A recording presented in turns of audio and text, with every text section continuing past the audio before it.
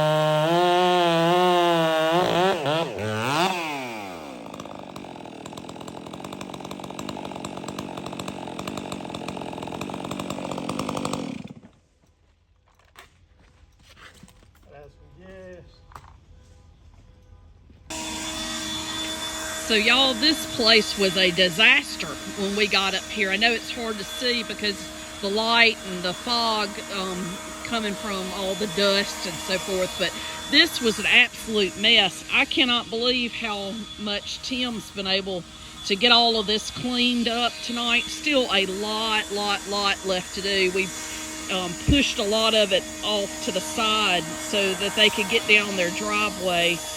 All of this piled up off the side, and of course a huge tree up here.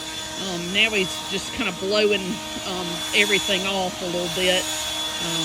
Anyway, it's amazing how quickly he was able to get this all in working order where they can get up and down this driveway. It's crazy.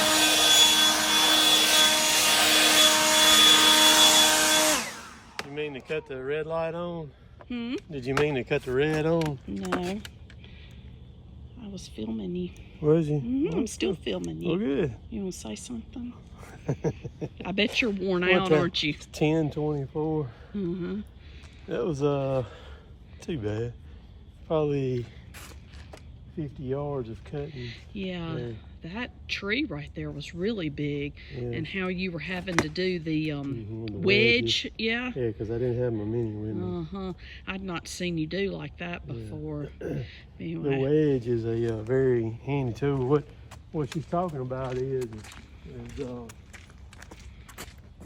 this tree. When this tree clay rooted over here and fell over here, the tree is basically pushing together like that. So when you turn off your headlamp. Okay. There you go. So when you're trying to, let me flip this light around.